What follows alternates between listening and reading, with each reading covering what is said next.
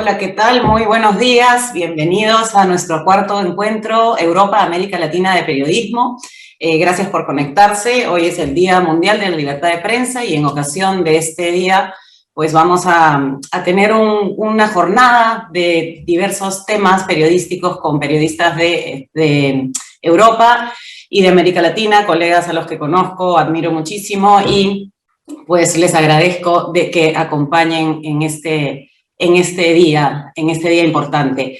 Quiero presentar al embajador Diego Mellado. Él es el embajador de la Unión Europea en el Perú y es nuestro aliado hace 4 años que venimos trabajando en este proyecto.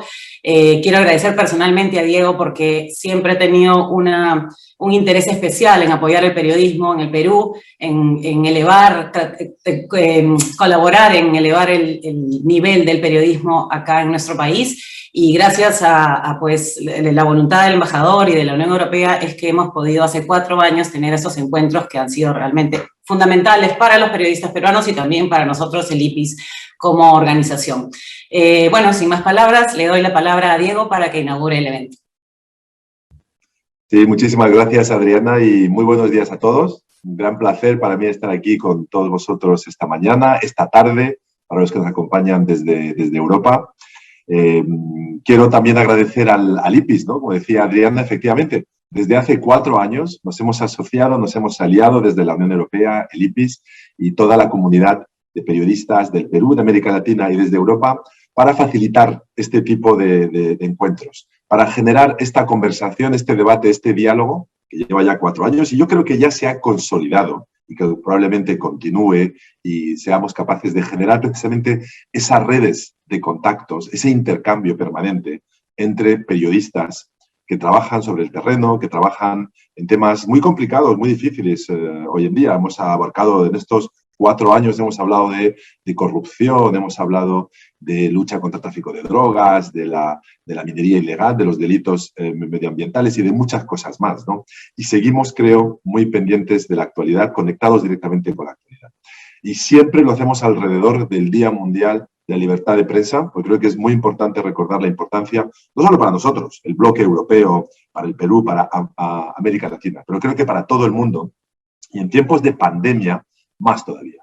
Porque si desde luego estamos todos bajo la influencia de este virus, bajo el problema que tenemos con esta pandemia, también hay una pandemia de desinformación, como sabemos, también hay una pandemia en realidad de problemas de libertad de prensa en todo el mundo. Y sabemos que lamentablemente el periodismo sigue siendo una profesión arriesgada, peligrosa. Yo también quería rendirle un homenaje, ¿no?, a los 2 periodistas españoles que han sido asesinados en Burkina Faso, a Daniel Beriain y a Roberto Fraile, que murieron hace unos días y que nos recuerdan precisamente lo peligroso que puede ser el trabajo de periodista, pero lo importante que es al mismo tiempo. Por tanto, un homenaje a ellos y a sus acompañantes que también fueron asesinados.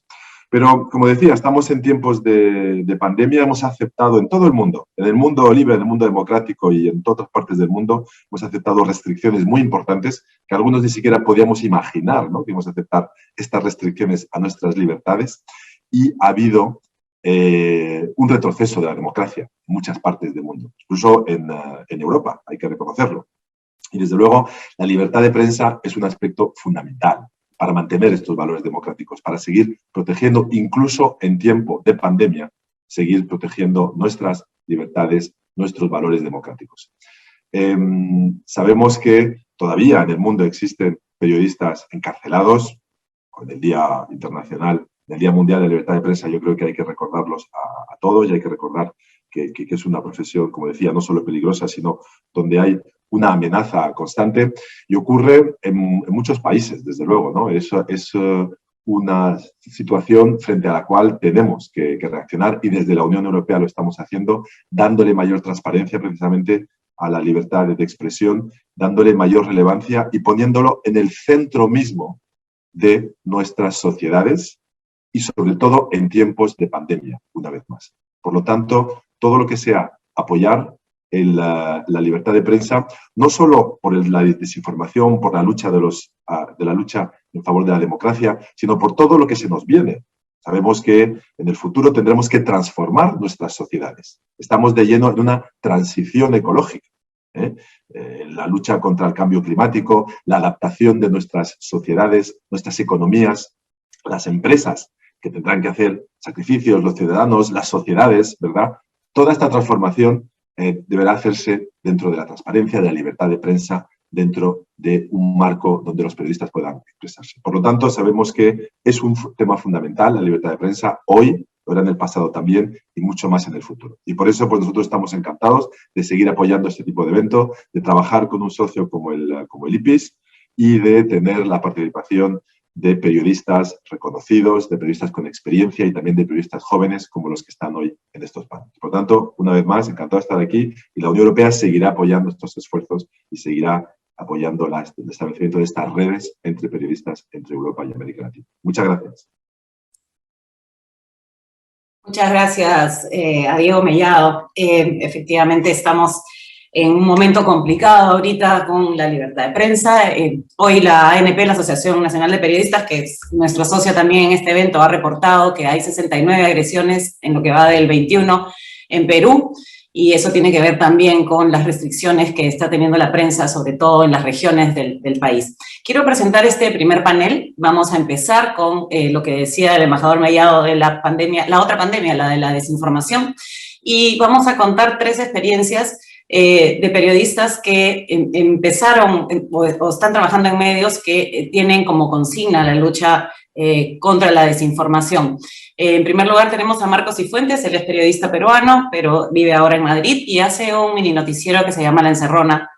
Es director, creador y conductor de este proyecto que nace justamente para luchar contra la desinformación. Marco tiene experiencia, más de 20 años haciendo periodismo, ha hecho periodismo político básicamente, también de investigación, y nos va a contar su experiencia sobre La Encerrona. Luego vamos a tener a Ignacio Calle de Maldita.es, que estoy muy agradecida realmente que hayan aceptado estar con nosotros. Ya es el segundo año que colaboran con nuestro proyecto.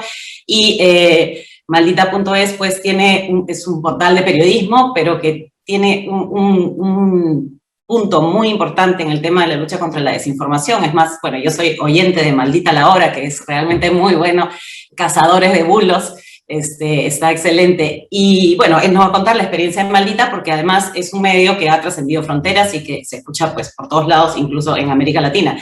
Y finalmente a Gabriel Cruciata, él es periodista de Italia, colabora para varios medios, es reportero de investigación dedicado a la corrupción, a seguir las pistas del dinero, al lavado, al narcotráfico, y ahora se metió en una investigación para IRPI, que es el Centro de Investigación Periodística de Italia, para trabajar un tema sobre el tráfico de vacunas. Y entonces nos va a contar un poco la investigación cómo hizo, pero también la importancia de un periodista que tiene que capacitarse en temas, por ejemplo, para cubrir salud y que tienen que ver con ciencia, cómo es que él pues tuvo que aprender de este oficio, de esta fuente, de la fuente salud y la fuente científica para poder hacer la investigación.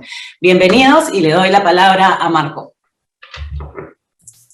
Gracias, Adriana. Yo voy a hacer una presentación para que vean un poco cómo es el programa, pero en realidad lo que están viendo es el programa. Esta es yo lo que hago es un podcast que grabo en video porque entiendo la necesidad de la gente de ver algo. Entonces, en marzo del año pasado, justo cuando ya la mayoría de países del mundo empezaban a entrar en confinamiento, yo vivo en Madrid, pero hago esto para Perú. Yo soy peruano. Y los confinamientos en España y en Perú se dieron con un día de diferencia. Y entonces, una semana antes de que de que el Perú fuera a entrar en confinamiento, yo dije, hay que hacer algo para el Perú. Es decir, el Perú va a necesitar, cuando entremos en confinamiento,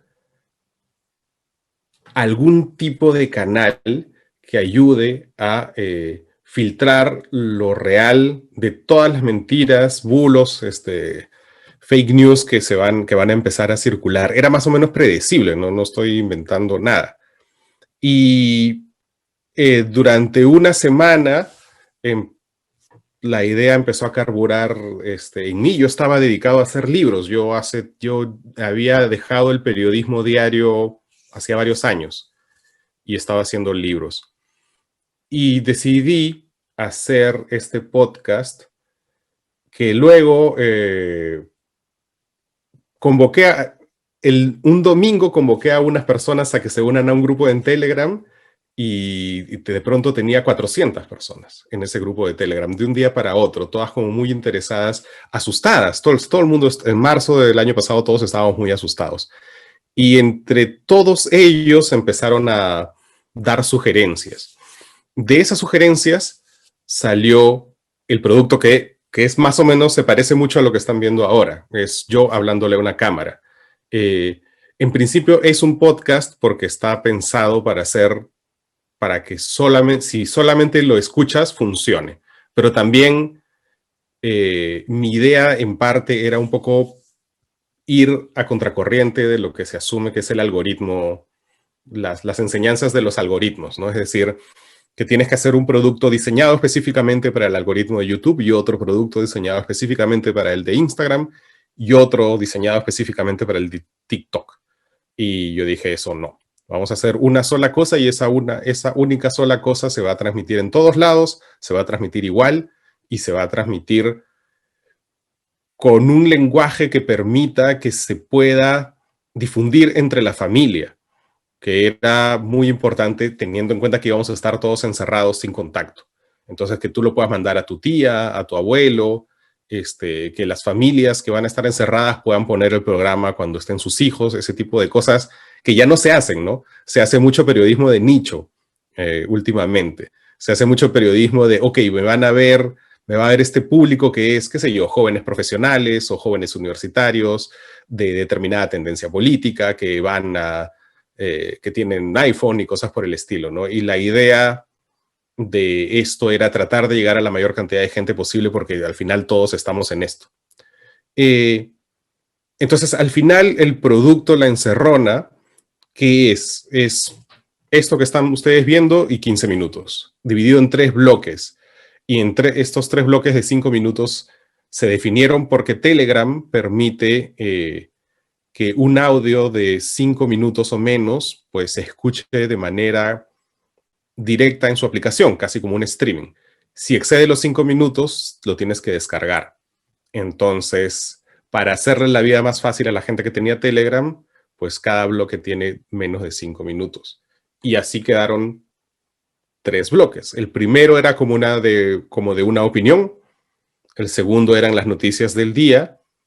Y el tercero, al inicio, estaba exclusivamente dedicado a combatir las noticias falsas. Era una combinación de consejos para la vida en cuarentena con noticias falsas. Esa tercera sección se ha ido transformando con los meses.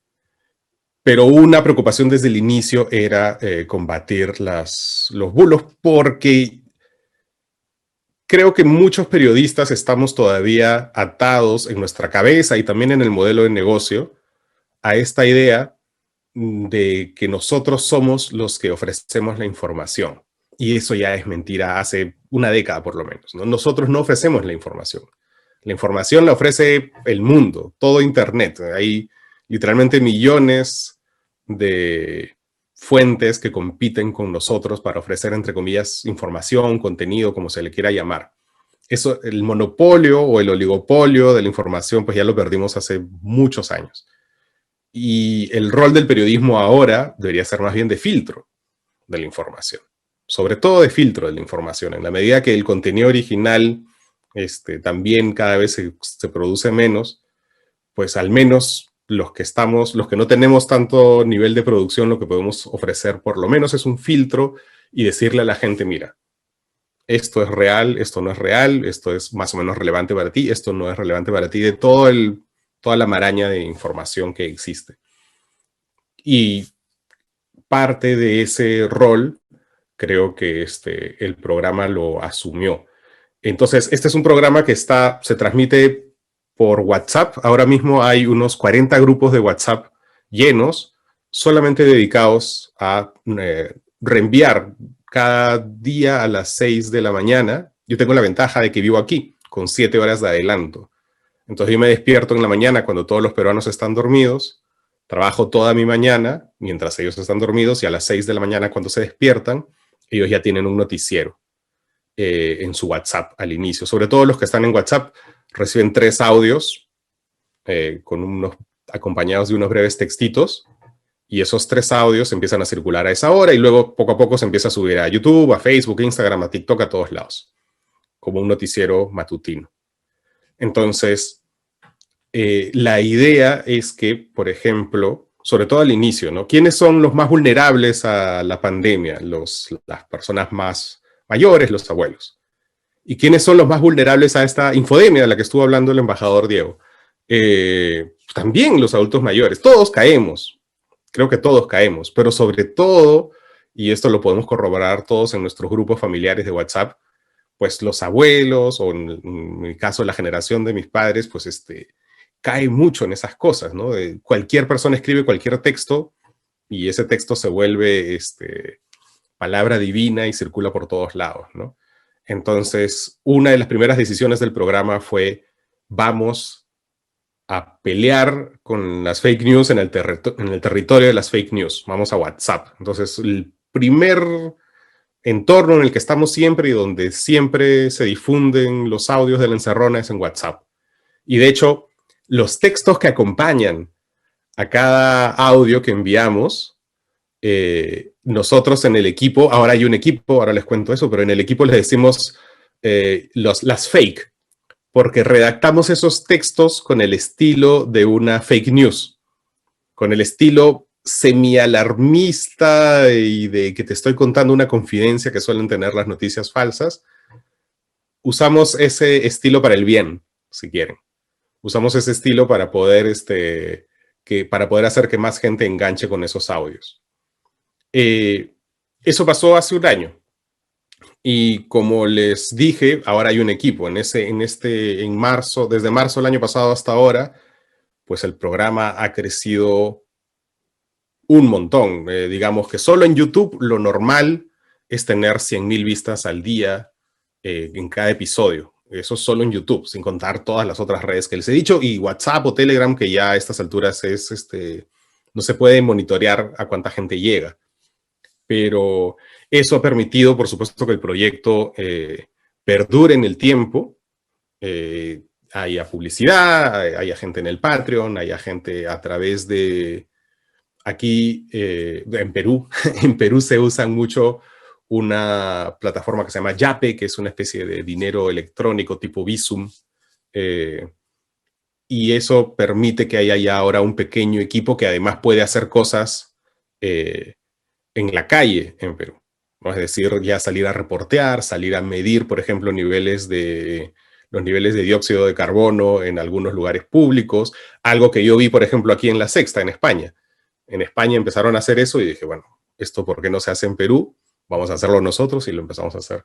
Una cosa que ya que está Ignacio aquí, yo quiero decirle que pues muchas de las notas de Maldita nos han servido un montón para ese tercer bloque de noticias, de desmentir noticias falsas.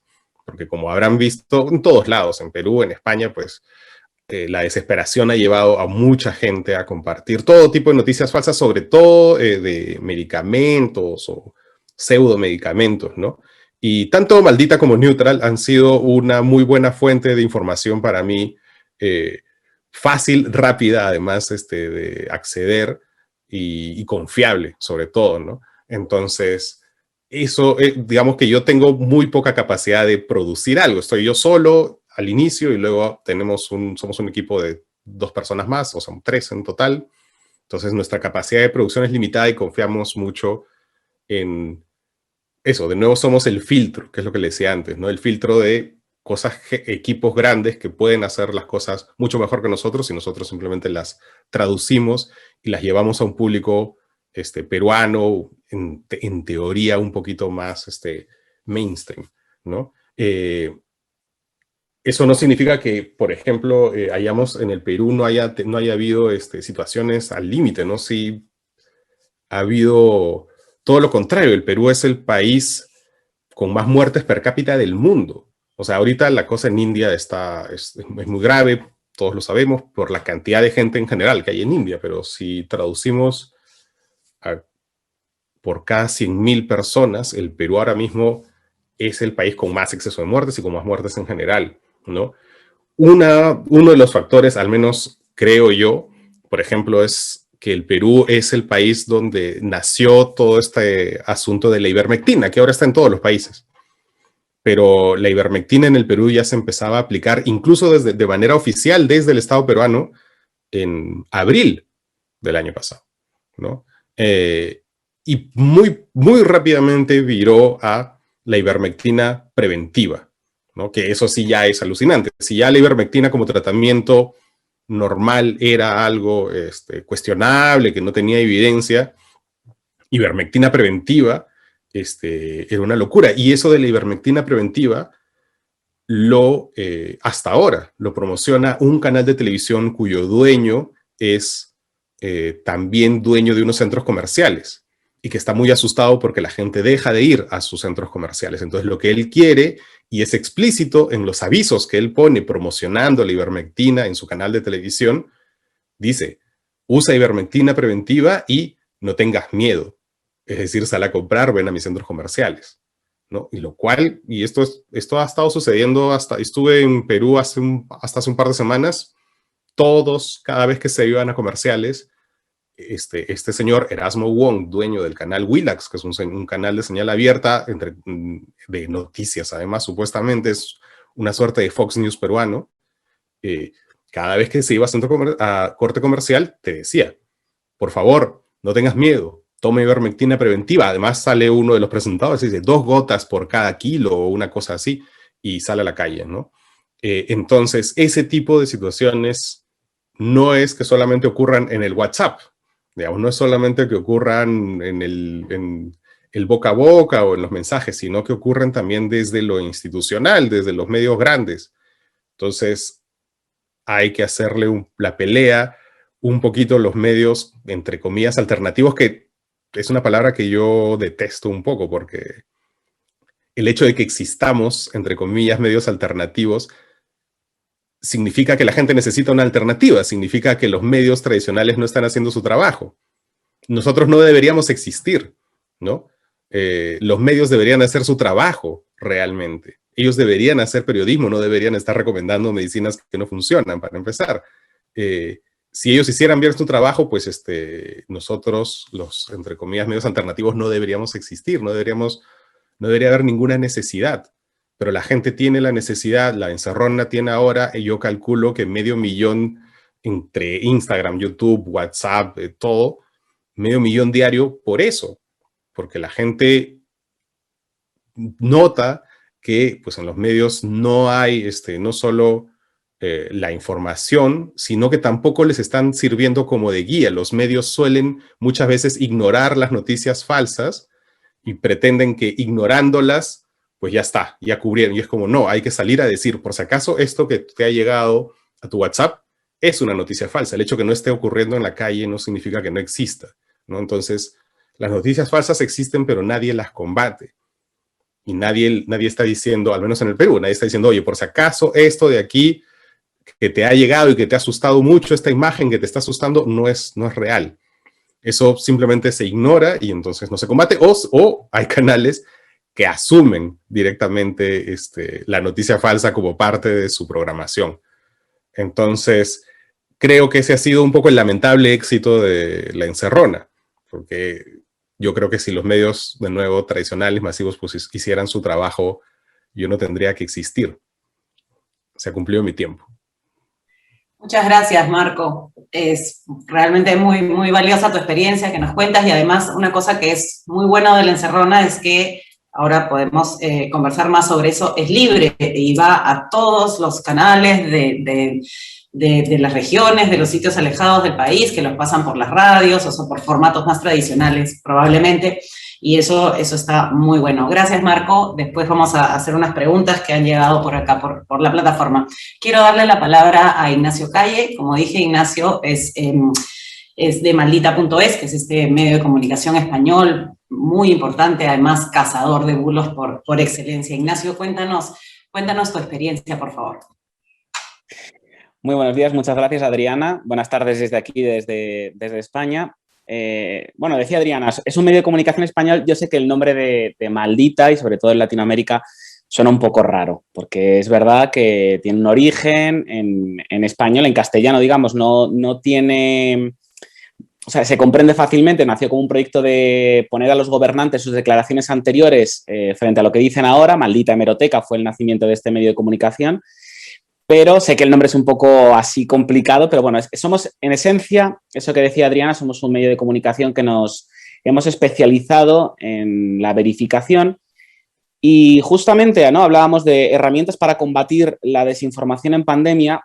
Pues una de las cosas que Maldita, podemos decir que tuvo la suerte de enfrentarse a esta pandemia era que ya estábamos preparados para poder hablar de información científica, de eso que estaba hablando antes Marco, ¿no?, de bulos sobre salud, bulos sobre medicina, y era que nosotros tenemos varios proyectos dentro de Maldita. Uno es Maldito Bulo, que es el proyecto que se dedica a la verificación del discurso público, es decir, los bulos que nos llegan pues, por WhatsApp, por Telegram, por redes sociales, pues desmentirlos.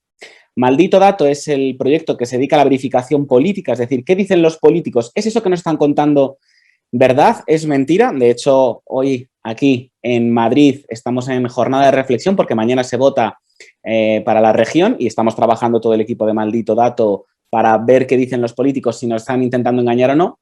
Y tenemos otro proyecto, hay varios más, pero tenemos otro concreto que es Maldita Ciencia, que nos permitió cuando empezaba todo esto de la pandemia, cuando se hablaba de un coronavirus en China, pues tener información y tener periodistas y fuentes para poder afrontar una pandemia informativa como la que hemos vivido, en la que hace unos años casi nadie sabíamos lo que era un coronavirus, hace unos meses, y en cambio ahora todo el mundo sabemos perfectamente el origen, desde hace cuántos años hay coronavirus en el mundo, que hubo otro en 2003, el SARS-CoV, que se parece mucho a este que estamos sufriendo ahora. Bueno, pues todo ese contenido que nos llegaba a Maldita, tuvimos la suerte de tener este equipo de periodistas especializados y con sus propias fuentes para poder desmentirlo. Nos tenemos que poner en situación, hablaba Marco de ese mes de marzo.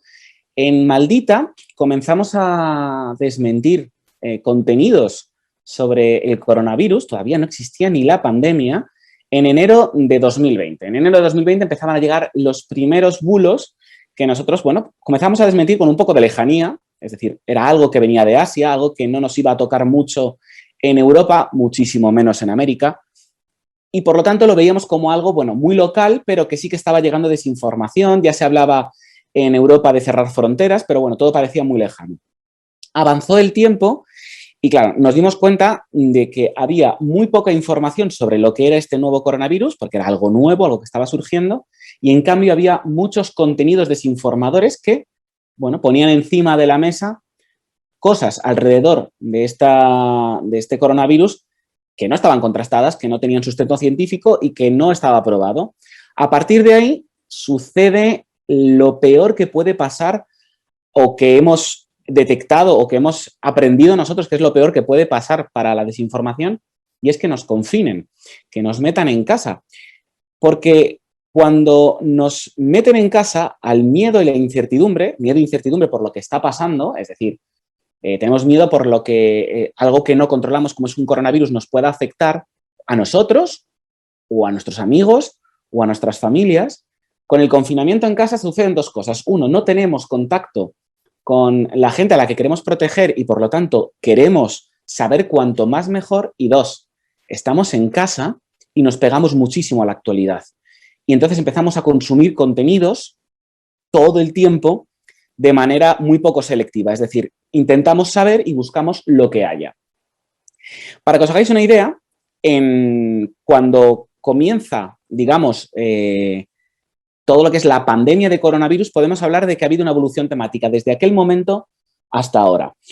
el principio, si nos tenemos que fijar en una temática, en los orígenes de la desinformación relacionada con la pandemia, lo primero que pasó es cómo funciona este virus, qué es, cómo afecta a la gente, cómo se mueve. Pues al principio toda la desinformación se movía por ahí. Había gente que te decía, no, es solo una gripe, no va a pasar nada, pasas unos días en casa y se acabó. Luego vimos cómo subía la mortalidad y claro, la gente empezó a asustarse.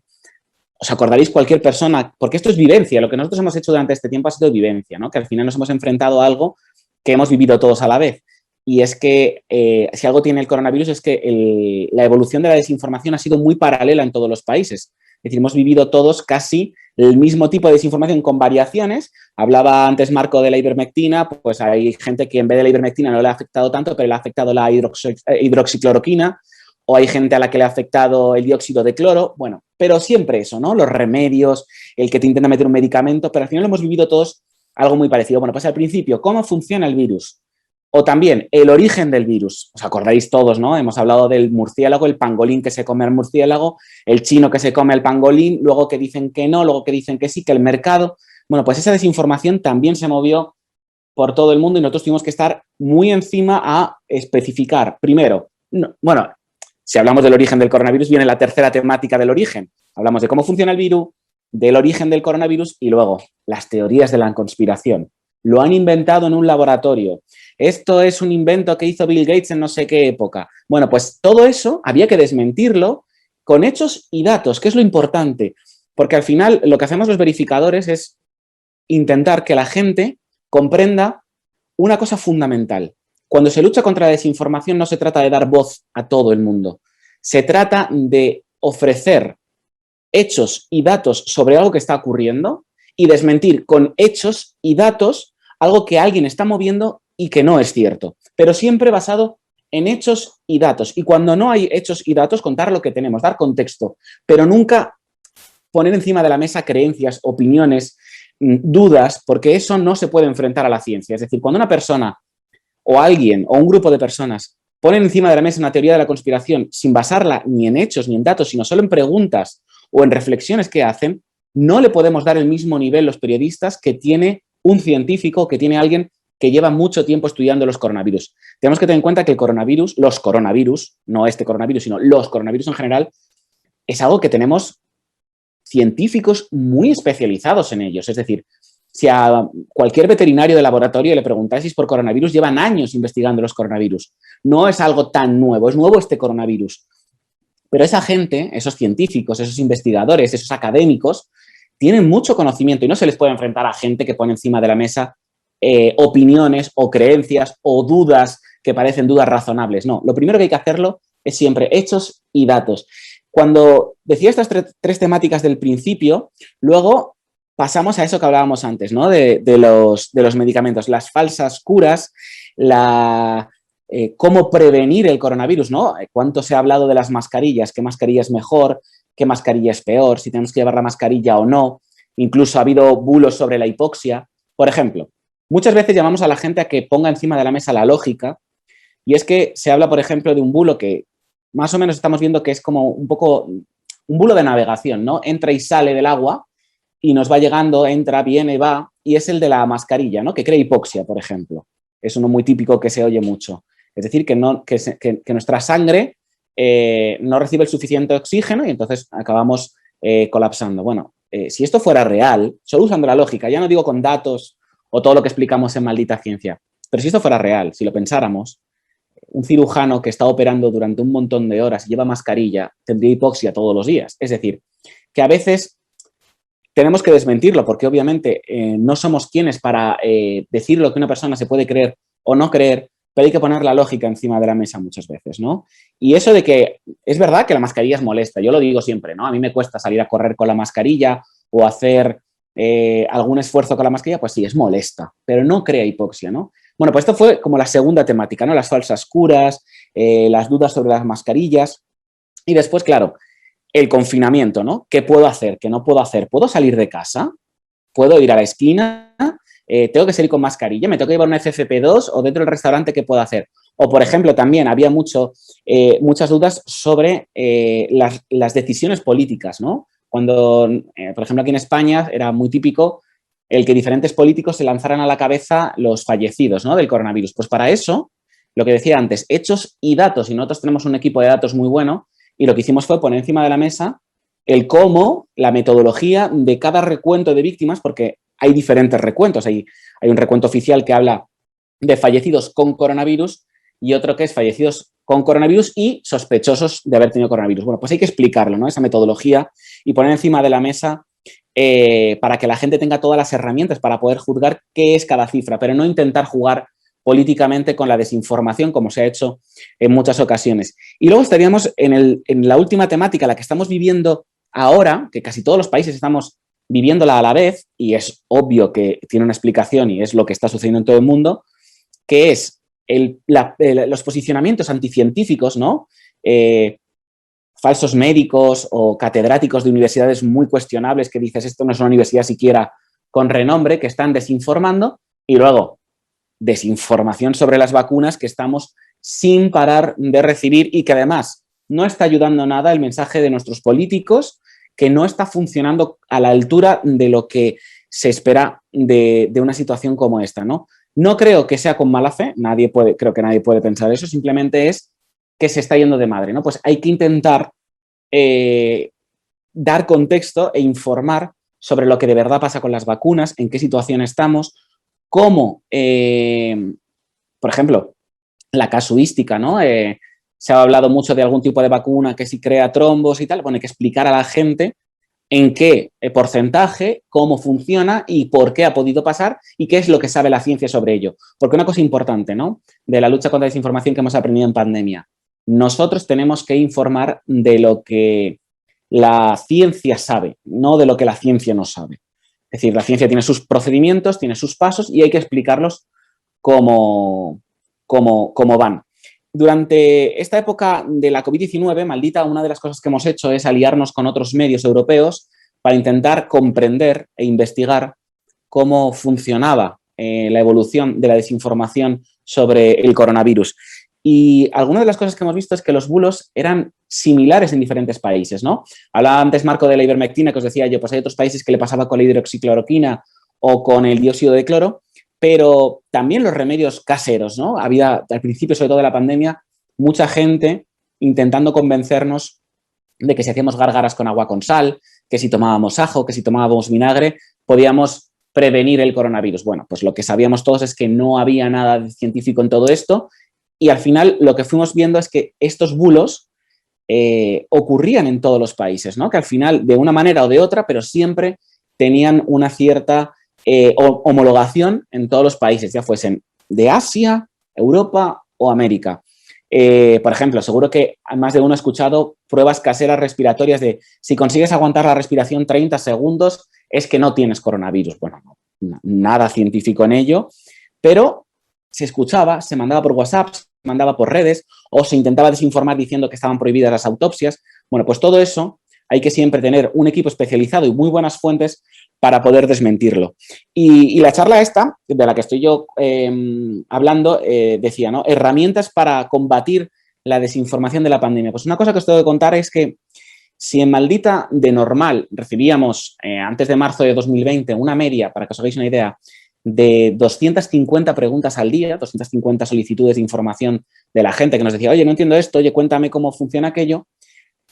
Durante la pandemia, durante sobre todo la época del confinamiento, la parte más dura, recibíamos hasta 2.000 preguntas al día. Es decir, se descontroló muchísimo la necesidad de saber, la gente quería informarse sobre lo que estaba pasando de verdad y, por ejemplo, esto también se refleja en las visitas a nuestra web, ¿no? Teníamos 1.500.000, 1,5 millones más o menos de usuarios únicos de visita a nuestra web. Durante la pandemia llegamos a tener 10 millones de usuarios únicos al mes en nuestra web buscando información sobre lo que estaba ocurriendo de la pandemia. Hemos desmentido más de 1.000 bulos sobre el coronavirus y todo lo que tenga que ver con la pandemia. Más de 500 preguntas y respuestas sobre cosas para dar contexto, para explicar más allá de lo que nos estaban contando. Y una herramienta fundamental que hemos tenido y de la que nos ha salvado no colapsar con estas 2.000 preguntas que recibíamos al día es que ahora en Maldita tenemos un número de WhatsApp en la que tenemos un chatbot que ahora mismo está nominado al European Press Prize, que estamos muy contentos de ello. Y es que tú le escribes al chatbot, le preguntas una cosa y si está desmentido por el equipo de Maldita, te manda automáticamente lo que nosotros ya hemos contado sobre ello. De una manera que intenta quitarnos mucho, bueno, nos quita mucho trabajo porque es verdad que la gente muchas veces pregunta por lo mismo y gracias a la pandemia nos dimos cuenta de eso, ¿no? Que hay mucha gente que tiene la misma necesidad de información y que necesita que le desmintamos cosas que ya tenemos desmentidas y, bueno, se puede automatizar. Y luego siempre trabajo de campo, periodismo y a desmentir, que es lo nuestro, pero bueno, siempre tener la ayuda del chatbot ayuda. Y bueno, he cumplido mi tiempo, así que dejo que ahora Gabriele os cuente su investigación. Muchas gracias, Ignacio. Qué interesante lo que cuentas. Gabriel, cuéntanos. Gabriel va a hacer su exposición en inglés, pero bueno, la audiencia, todas las personas que están conectadas van a poderlo escuchar traducido, porque tenemos un intérprete. Gabriel nos va a contar sobre su investigación de tráfico de vacunas. Es muy interesante. Gabriel es un periodista dedicado a la investigación dura, pura, y de pronto se tuvo que meter a capacitarse un poco en temas de salud y de vacunas para poder hacer esta investigación junto con Cecilia Danesi para IRPI. Gabriel, te doy la palabra. Gracias por acompañarnos. Gracias, Adriana. Es un placer para mí estar con ustedes acá, con esta gente de tanto talento. Efectivamente, hice una investigación junta con mi colega Cecilia para un medio del cual ella es una investigadora absolutamente excelsa. Básicamente hemos investigado sobre el tema de las vacunas en Europa y también en algunos países fuera de la Unión Europea. Todo empezó con una fuga. Nosotros tuvimos documentos que mostraban cosas nuevas, filtraciones, digamos así, sobre compañías que estaban ganando plata con las autoridades públicas, especialmente en Italia, pero también fuera de Italia. Lo que hicimos es que primero tuvimos que verificar todo lo que nos mandaban y luego tuvimos que tratar de entender qué es lo que nos decían estos documentos. ¿Por qué? Porque todo era muy complejo. En particular, diría oscuro al principio, y no nos quedaba para nada claro, era borroso, y para el público en general, qué era posible y qué era ilegal en el mundo de las vacunas, en el mercado de las vacunas. Por ejemplo, en la Unión Europea hay algunos acuerdos entre la Comisión Europea y las empresas farmacéuticas y los estados propios, miembros de la Unión Europea, no tienen permitido firmar un acuerdo independiente por fuera de la Comisión para así seguir un patrón único de la comercialización y las entregas entre las empresas de la Unión Europea. Pero pudimos ver que había documentos que mostraban exactamente lo contrario, sí, documentos que nos hablaban de instituciones europeas y italianas, que trataban de estar con los mayoristas, con empresas que se encontraban a mitad de camino, o sea, que eran intermediarias entre los fabricantes y los gobiernos o asociaciones públicas.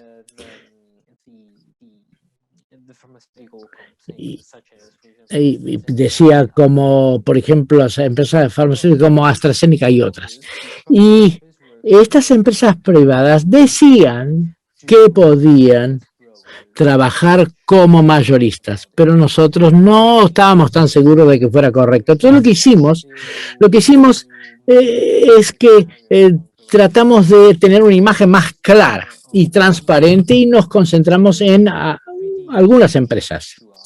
Algunas empresas que nos parecían sospechosas, por muchas razones. Por ejemplo, tenían muy poco capital, su sede estaba en una casa particular donde solamente en realidad había un buzón, y esta empresa estaba trabajando, según las empresas los documentos que se filtraron, trabajaba, decía, junto con dos asociados húngaros que vivían en Hungría, y cuando los llamamos nos dijeron que no sabían nada sobre el particular. Entonces eran elementos bastante interesantes de esta investigación, y nosotros tratamos de profundizar junto con algunos colegas internacionales, algo de lo cual estamos muy orgullosos porque hay una cooperación internacional muy buena entre colegas de distintos basamentos y basados en distintos países, con enfoques, digamos así, y también con conocimientos o antecedentes diferentes.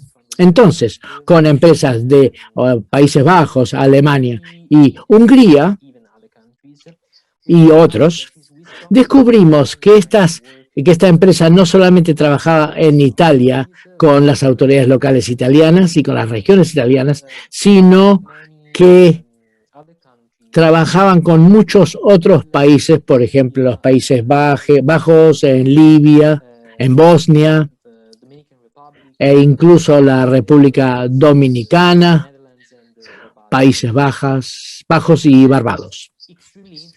Y fue muy interesante enterarnos cómo esta empresa trataba de mantenerse exactamente en el medio entre las autoridades y las empresas farmacéuticas en cuestión. Descubrimos una suerte de patrón. La gente que trabajaba para la empresa suiza contactaba, por ejemplo, a los de un gobierno, las autoridades locales de un país X, los contactaban, decía, y les preguntaban que les mandaran cartas de intención en las cuales estas autoridades debían decir que estaban interesadas en X millón de dosis de vacunas. Lo que sucedió... Perdón, vuelvo para atrás. Había un patrón. Y el patrón era que había una persona de la empresa que lograba contactarse con los funcionarios y que escribieran la carta en cuestión. Y hasta donde sabemos, la empresa suiza ha recopilado muchas cartas de intención en un esfuerzo para demostrar cuán buenos son para los negocios. Pero como esta empresa no tenía ningún tipo de historia de haber producido vacunas, y algunas personas que trabajaban en esta empresa suiza están siendo investigadas, en particular en Italia, por fraude, las autoridades, como por ejemplo la policía, creen que estas personas en realidad estaban solamente alegando que podían entregar estas vacunas. Pero en la realidad, una de las cartas, por ejemplo, una carta italiana, tiene fecha fines de enero, unas semanas más tarde, a mediados de febrero, quedó muy claro que los estados europeos que no podían firmar acuerdos independientes para su propia campaña de vacunación, supusimos que por ese motivo la empresa suiza solamente alegaba que podía entregar las vacunas en cuestión. Y eso fue lo que pudieron verificar los oficiales de policía. Y esta situación podría evolucionar a futuro, pero en este momento no es muy claro exactamente por dónde andamos. No sabemos si esta gente estaban haciendo un fraude o solamente estaban alegando, pretendiendo que podían conseguir las vacunas. Y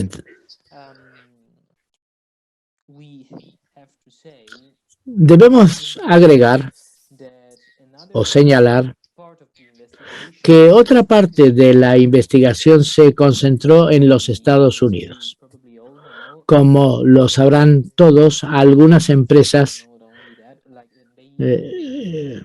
aparte de AstraZeneca, entregaron millones de vacunas a Estados Unidos, donde hoy han llegado, pero no se pueden utilizar porque no han sido aprobadas por la FDA en Estados Unidos, lo cual significa que estas dosis no se pueden aplicar en la población norteamericana, pero al mismo tiempo tampoco se las puede exportar porque hasta ahora hay una suerte de prohibición, llamémosla así,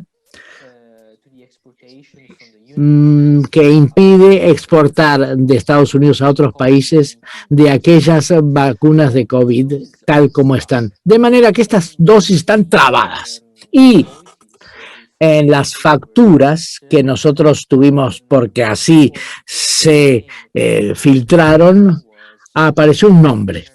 Y el nombre de una empresa norteamericana. Nos conectamos con esa empresa y al hablar con ellos entendimos que en realidad están tratando de juntar cartas de intención gracias a esta empresa suiza porque tiene una suerte de convenio y que la empresa norteamericana de alguna manera está contemplando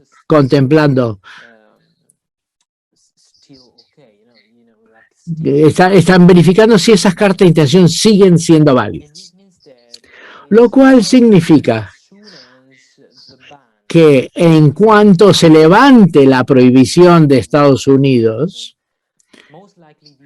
es altamente probable que estas empresas tratarán de mandar vacunas a la Unión Europea, pero en ese momento vamos a tener que hacer el seguimiento de ese momento para saber si este mercado negro será o paralelo, digamos, será legal o no. Y creo que nuestra investigación, que quiero recalcar que fue una investigación internacional con socios internacionales, la idea, decía, es mostrar lo que estaba pasando, lo que está pasando y lo que podría llegar a pasar a futuro. Es algo que creo que es el trabajo de los periodistas en general.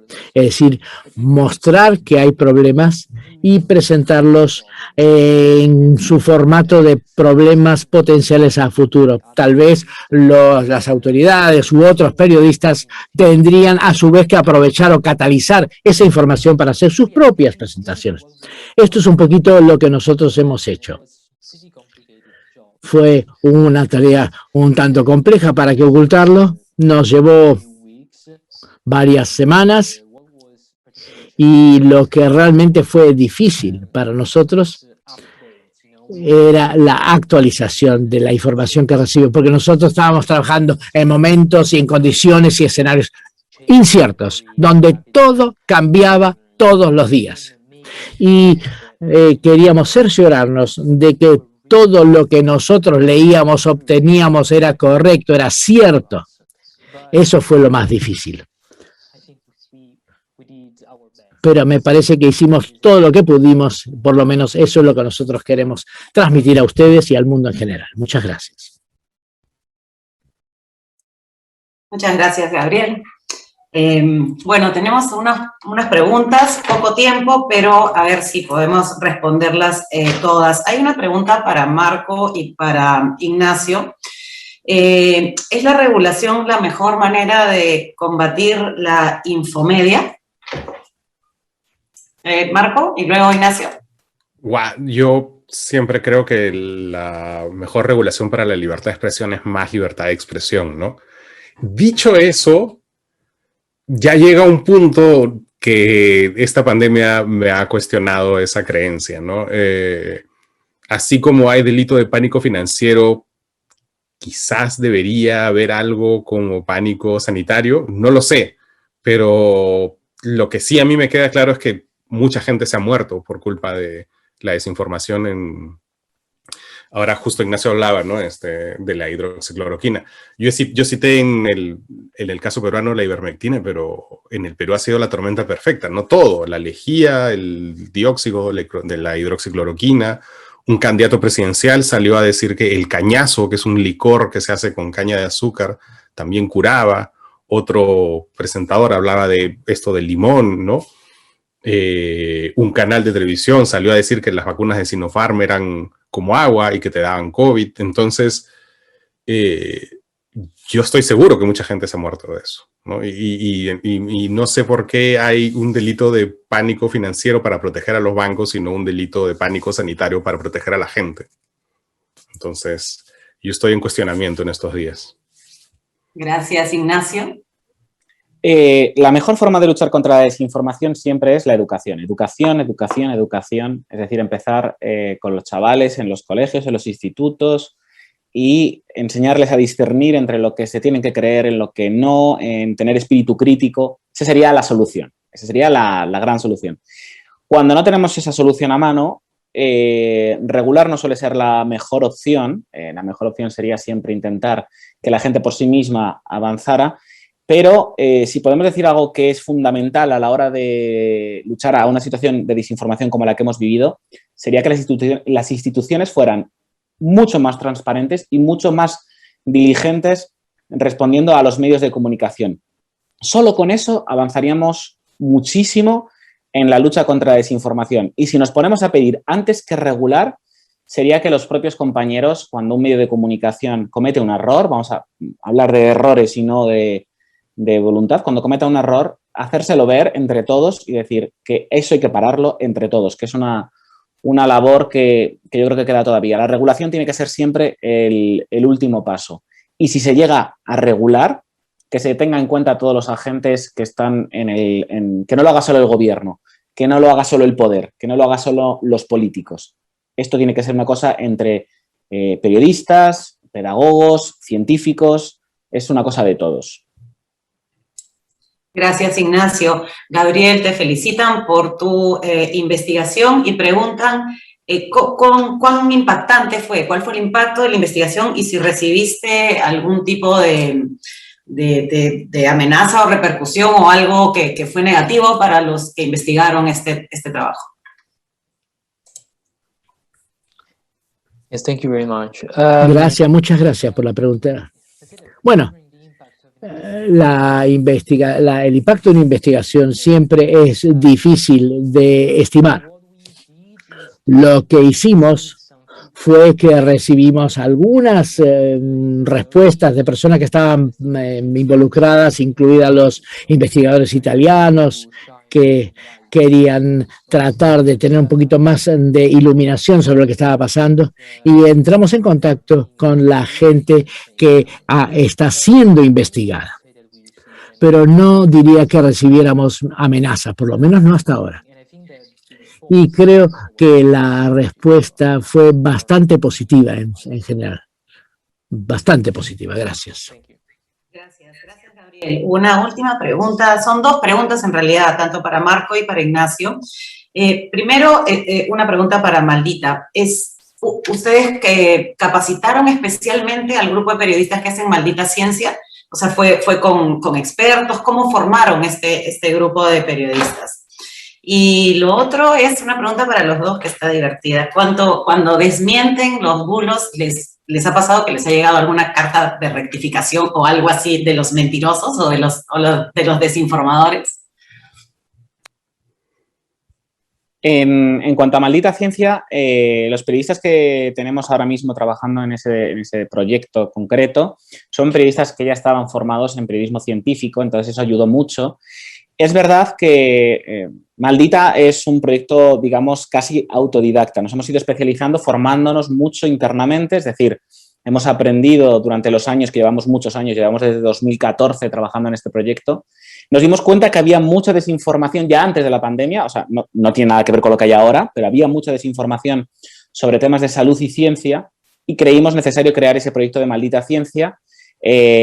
La coordinadora de ese proyecto es Rocío Benavente, y luego todos los redactores que están con ella son periodistas que están formados específicamente en temas de salud y ciencia, que son muy buenos. Además, tenemos la suerte de que se han juntado en este proyecto gente muy buena, pero ya estaban formados de antes en salud y ciencia. Lo que sí que hacemos es siempre formar a la gente que viene a Maldita a trabajar en desinformación, en el lenguaje que utilizamos y en metodología, ¿no? Maldita Ciencia tiene su propia metodología y la metodología es lo más importante para que no cometamos errores, y entonces, por lo tanto, ahí sí hay una formación específica. Pero siempre que alguien entra a un proyecto es alguien que sabe de ese proyecto ya a priori. Es decir, bueno, a no ser que esté con nosotros como becario o como practicante y se quede. El resto vienen ya con la formación anterior. Y sobre las rectificaciones, que si nos han llegado o no nos han llegado, nosotros en Maldita tenemos una cosa que tengo que decir que es doble. Sí que nos ha pasado que haya habido gente que nos haya dicho, nos ha pasado desde políticos hasta páginas o medios de comunicación que se han equivocado y nos han dicho, oye, perdón, o incluso tuiteros o gente en Facebook que nos ha escrito diciendo, me he equivocado, o lo ha puesto en público, me he equivocado, lo borro, gracias por avisarme de mi error y tal. Eso sí nos pasa a menudo. Tenemos que tener en cuenta también que nosotros, Maldita, tenemos un acuerdo con Facebook para desmentir contenidos en su plataforma. Bueno, no desmentimos, sino nosotros desmentimos el contenido, lo calificamos ese contenido y luego Facebook ya hace su trabajo. Y ahí sí, para que a un medio Facebook le retire ese tipo de sanción que le pone, depende del caso, sí que tiene que hacer una rectificación. No la hace a Maldita, sino la hace en su plataforma, pero bueno, que también recibimos muchas veces rectificaciones por esa parte y mucha gente que nos pregunta, oye, yo no quiero desinformar, he compartido esto, pero medios de comunicación, ¿cómo debo hacer la próxima vez para no equivocarme, ¿no? Que al final es un poco lo que decía Marco, que los procesos de verificación se han relajado un poco a lo mejor en los medios tradicionales y lo que decimos es eso, ¿no? Intentar empoderar un poco más esas áreas en los medios. Pero sí, nos llega de vez en cuando alguna rectificación. ¿A la encerrona? A mí lo que me ha llegado, que ha sido muy gracioso, es que me llegó como no una carta de rectificación, sino un comentario en mi Facebook personal de un empresario que aquí en Perú hubo, aquí siempre a veces pienso que estoy en Perú todavía, en el Perú hubo una moda de creer, sobre todo entre las clases altas, de que existía la posibilidad de vacuna privada. Es decir, que podías ir a la farmacia y te comprabas tu vacuna y ya está, y que era un complot del Estado izquierdista que no te dejaba comprar las vacunas vía globo, que más o menos esa era la idea, ¿no? Y entre tantos, y además muchos, debo decir que por lo menos una decena de los casi 20 candidatos presidenciales que tuvimos se compraron ese cuento y andaban diciendo que ellos iban a permitir la vacuna privada. Y uno de los empresarios que aseguraba haber conseguido ya la licencia de los rusos de la Sputnik V, me dejó ese comentario en mi Facebook personal diciéndome que, y me pegaba en el comentario imágenes de cartas en ruso. Yo estaba a punto de abordar eso y ver cómo hacíamos para responder esta situación cuando pasó alguna de las tantas crisis políticas que hay en el Perú. Y cuando lo retomé 2 semanas después, porque de verdad a veces tener un equipo tan pequeño y un tiempo tan limitado de programa es complicado, cuando lo retomamos resultó que este empresario se había hecho aún más famoso y ya había trascendido a la prensa más grande, y el embajador salió a decir que la carta que me había pegado a mí en mi Facebook y que la había difundido a él, no decía en ruso lo que el señor aseguraba que decía. Entonces había puesto una carta en ruso que decía cualquier cosa, confiado, y que al parecer eso le ha pasado con muchas empresas y gobiernos regionales que efectivamente lo recibieron y le creyeron y hicieron un lobby en medios por la vacuna rusa que este señor iba a traer. Recibieron una carta en ruso y creyeron que esa carta en ruso en cirílico decía lo que les decían que decía, pero no decía eso, la traducción era cualquier otra cosa, ¿no? Por suerte eso ha sido lo más cercano a un desmentido de una noticia falsa que hemos tenido. Muchas gracias a Marco, a Ignacio, a Gabriel por su tiempo, por estar acá, pero además por el excelente trabajo que hacen y que ayudan a desmentir, porque además es un trabajo titánico que no siempre tiene los mejores resultados, ¿sí? La desinformación a veces gana, y bueno, entonces hay que darle y seguirle. Les agradezco realmente por su tiempo, su disposición, el trabajo que hacen, y quiero invitar a los que nos están siguiendo o los que se quieren conectar. Tenemos 3 paneles más, ahora a las 11 de la mañana, hora Perú, viene uno sobre innovación y sostenibilidad de medios de comunicación. Entonces nos vemos en un ratito. Gracias a todos. Adiós.